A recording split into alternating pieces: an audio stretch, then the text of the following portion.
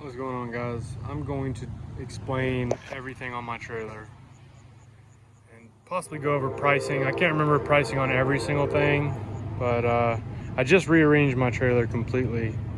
You can look back even a couple videos ago and you'll see that it's completely, completely different. Like I had the supply hose, which is just a garden hose reel, and my pressure hose on that side of the trailer, on the driver's side, and I had this soft wash hose was here. This is something I just got today. But anyway, I'll explain everything here.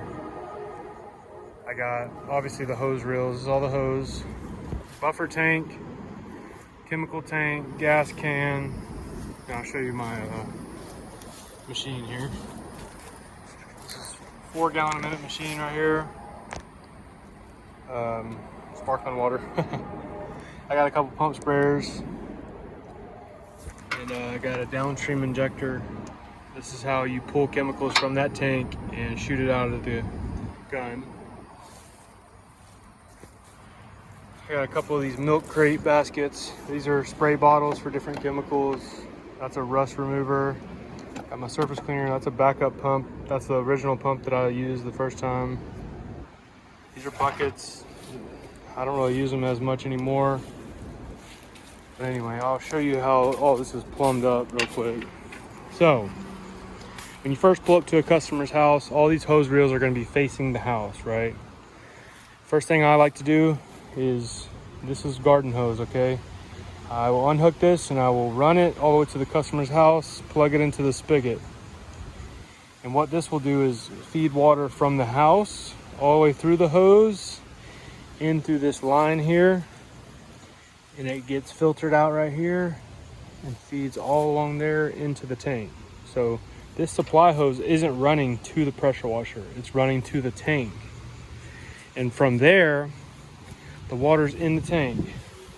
And it's gravity fed. There's no pump that pushes the water out of the tank. It's gravity fed. So really the weight of the water pushes it out here. And it's important to put a bulkhead at the lowest point you can possibly get it, so the gravity will be more effective. Anyway, that's an 1.25 inch bulkhead, and this is a coupler, threaded on one side and not threaded on the other side. There's a small piece of 1.25 right there going to a T. This part of the T runs to the pressure washer, okay?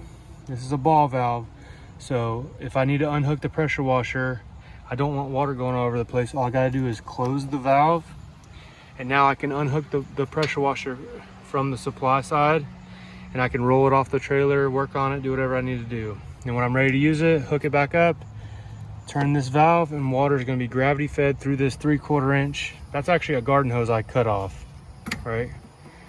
And that's on there. There's a, what do you call it? There's a couple reducer bushings here. I think it's 1.25 inch to inch to 3/4. And there's a barb fitting here, 3/4 inch barb fitting.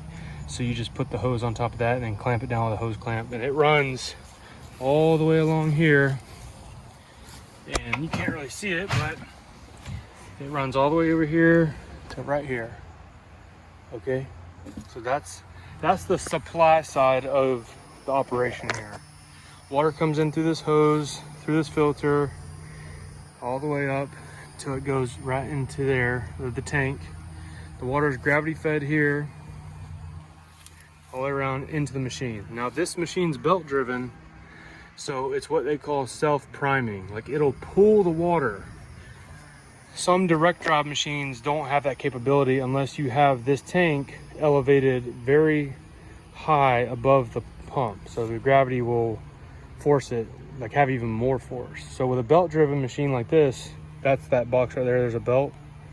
It's self-priming. So it not only will the gravity feed work, it sucks it as well. So it's not just gravity fed all the way to the machine. It's gravity fed out of there, but the machine will actually suck it into itself right here. And then from there, the water will go, this is the inlet side of the pump. This is the pump. It goes in there and it pressurizes, and then it comes out of the top here. And this is where it turns into high pressure Now, when it shoots out here, it's still fresh water, but when it hits here, this is the suction hose. I dropped this hose into this chemical tank. This is straight chlorine and a little bit of surfactant soap to make it stick. But I didn't batch mix this. I didn't cut it with water. It's straight 10.5% SH. So the water comes out of here pressurized.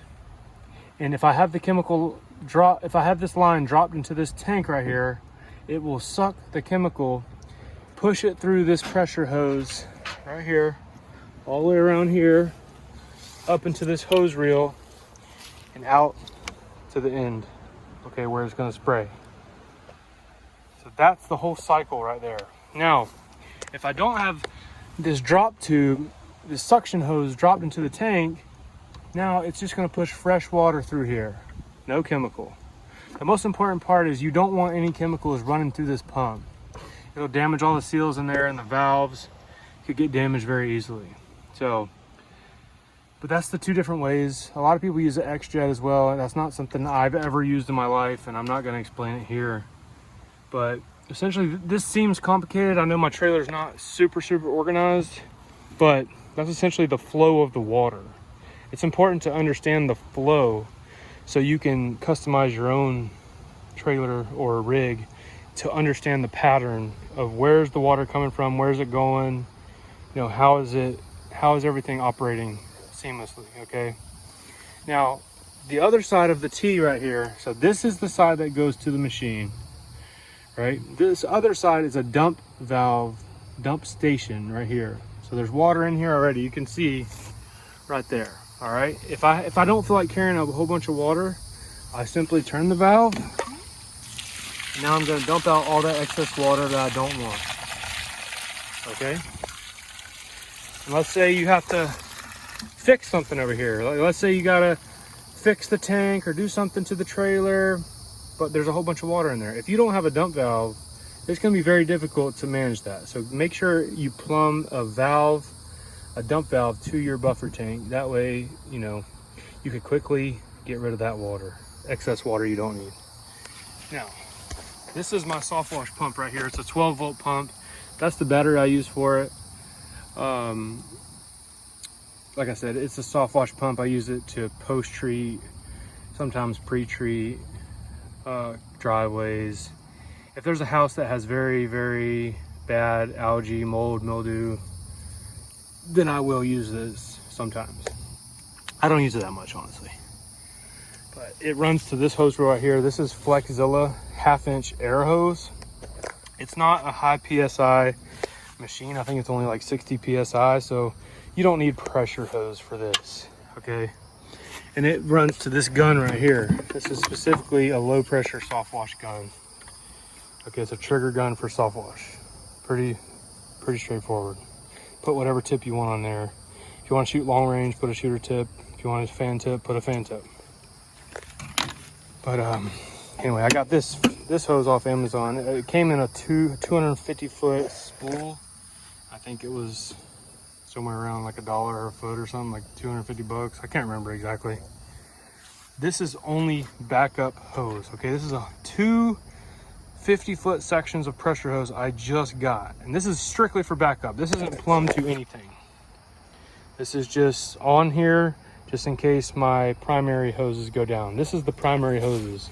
This is 2 100-foot lengths of pressure hose. It's one wire, and it is the marking, like this isn't non-marking hose, okay? This is the cheaper version of that. I don't really worry about it. It hasn't really been a hindrance.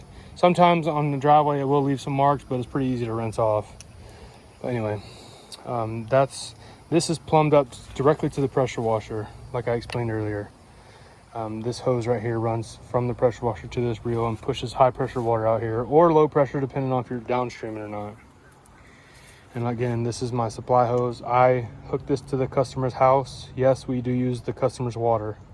Even if you have a tank, you still use the customer's water. Like, no negotiation about that. If they don't like that, which has never happened to me, ever. I've never had a customer say, hey, don't use my water. But if they were to say that, I would just refuse the job because they don't understand the concept here. I got a 12-foot extension ladder up here and then a 6-foot A-frame ladder. These are both hand-me-downs.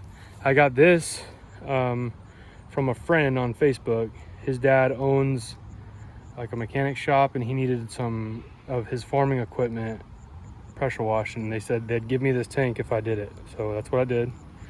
I got this tank off Facebook Marketplace for like 10 bucks. These two blue hose reels I got off Facebook Marketplace together for 125 bucks. Today I just picked up this hose reel for 50 bucks. This one I got from Tractor Supply. I think it was 100 bucks. These hoses together, there's two 50-foot sections of 1-wire pressure hose. I got that for, I believe, 160 bucks. The garden hose, what I have is a 100-foot of 3/4 hose right here from Harbor Freight. It's like 70 bucks. This is 75-foot of 5/8 hose I got from Ace Hardware for 35 bucks, I believe. And I have straps here just to hold everything down. Straps. This one don't need straps because it has a locking pin. Got straps here. This is a homemade ladder rack I made out of 2x4s and a 2x6. Has a cross brace, and put some eye bolts there and locked it down with a strap. Surface cleaner. That surface cleaner I spray painted that. I taped everything off and I spray painted it yellow because it was gray. I got the surface cleaner, which is 18-inch surface cleaner, in that machine over there for 1,000 bucks cash off Facebook Marketplace. So, and that's actually money I had to borrow from a family member. So if there's a will, there's a way, honestly. Rust Aid is pretty good. If you haven't used this before, I get it from Lowe's, which I've had a hard time finding it actually. But any kind of rust on the driveways and stuff, or on the houses from, you know, hose bib or garden spigots or whatever, that'll get it out pretty good. I got tons of spray bottles for different chemicals, mainly Rust Aid or a high concentrated SH that I use for spot treatment. Other than that, I mean, I just recently, when I got this trailer, it didn't have this jack or the spare tire. So I just ordered these parts off Amazon. I've had this for a minute now. I think it was like 60, 70 bucks. This is like 20, 30 bucks. It just holds the spare tire, which frees up room on the trailer to put more things. But overall, I'm pretty conscious of like how much weight I'm carrying on this trailer. So it does look like it's a whole bunch, but when I dump that water, and usually I don't carry that much SH, it's not that bad. I got a whole bunch of work coming up, so I'm carrying a little bit more SH than I normally would. So it is a little heavier now. I believe SH is like 12 pounds per gallon, and water is like just over 8 pounds per gallon. But anyway, I mean, I think that pretty much covers everything. I do want to talk about my drop stick for the downstream injector. Like I said, that's the suction hose from the downstream injector. At the very end of it, I have a piece of PVC right here. It's just on there loosely, you see? That's a 1/4-inch suction hose, and this is just a filter that I got from the local pressure washing store. You just plug in the end so you don't get any trash into your machine. But I simply just open that drum and drop this in there, and it'll suction out some of that SH. Obviously, it dilutes it, so it's not gonna be full strength when it's coming out of your gun. It's gonna be diluted heavily. And I'm not gonna go over the math of the downstream injector in this video, but I think it's important to carry some brushes and stuff. And you know, I got a couple like brushes like this, a couple of them. I have a long gun right here. I don't feel like getting under the machine. I got a short gun, like a pistol gun in here. It's probably not smart to carry all these kind of tools and stuff in the car. I've just kind of been winging it for the most part.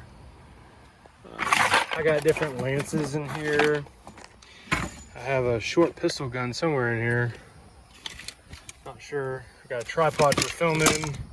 Got an electric blower. I mean, it's all right. This thing was free, but it works. And this is the surfactant I use from my local pressure washing store right here. Bleach Add, ITD, bleach enhancer and house wash, whatever. Dang, I don't know where my little pistol gun is, but it's in here somewhere. And then obviously all these spare parts. These spare parts in here. There's a turbo nozzle. Oh, and I did listen to you guys. I got welding tip cleaners. So when my surface cleaner gets jammed up, This is nice. This is only like, I think, a couple bucks off Amazon. It's important to keep Teflon tape. I got multiple rolls, electrical tape, J-rod, these are all the different tips, pressure tips, blah, blah, blah, turbo nozzle, all that stuff. Anyway, I just wanted to really show y'all the upgrades to the trailer and how everything has changed. And if you're not sure how it looked in the beginning, just go back to some of my videos and you'll see how much I've tried to upgrade. I mean, I'm not rich. I'm not killing it like that. I'm doing pretty well, but it's tough. It's definitely tough. This ain't easy. So just upgrade when you can. I plan on not rocking a 4 gallon a minute forever.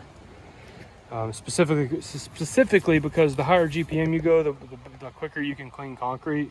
You can get a bigger surface cleaner. So that's my main motivation. If it wasn't for that, I'd keep the 4 gallon a minute forever. This year I'm going to try to buy a truck so I can haul more, like heavier trailer, and so I can keep this 4 gallon a minute on the trailer and get an 8 gallon a minute machine. So the 8 gallon a minute machine will focus on all the large concrete projects, and this one will, you know, can still do all the house washing, etc. So anyways, let me know your thoughts. Obviously I'm not perfect and I don't have all the answers for this kind of stuff, but I try to improve, I try to learn, I try to stay doing my little bit of research and growing. So I suggest you do the same thing. Just not I wouldn't say like never be satisfied, but just be always open to learning, because there's a lot to learn. And you know, it makes your life a lot more enjoyable when you're more efficient and you're not killing yourself every day. So thanks for watching.